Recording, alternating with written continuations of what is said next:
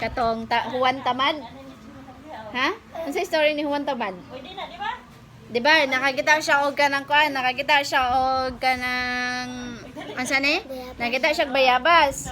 Dayon, gusto siya mukaon og bayabas. Dayon, kay tungod kay tapulan man siya, wala niya gikat-kat ang bayabas. Naghigda ra siya, naghulat siya nga hulog ang bayabas. Unyag dili to mahulog, unyag kaunon to sa kuan? Kaunon to sa langgam. Di takaon.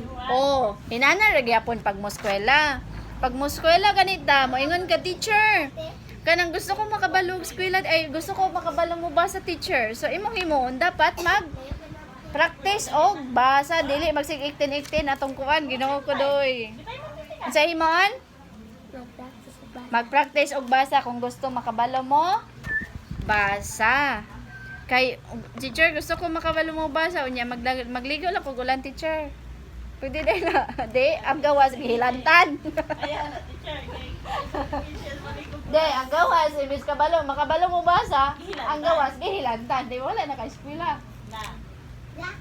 Na. Kinsa man to? Dili na to si Juan Tawad, si BG na to. Si Brando na to, di na to si Juan Tamad. So, unsay giingon sa story? In order to achieve something, work hard for it, and in order to succeed. Kung gusto ka makabalo mo, unsa ni?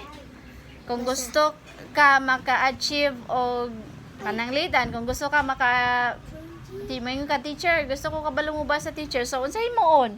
Dili masiligog ulan, ha? Gusto ka mahilantan. Kung gusto ka mahilantan, gusto maligog ulan. Ayaw, balik ko ka ba? Si VG na to. Na, mayngan ka teacher. Gusto ka mag-eskwela, dili? Ha? Nandili mo daw siya gusto mo mag-eskwela. Eskwela mo bataan eh.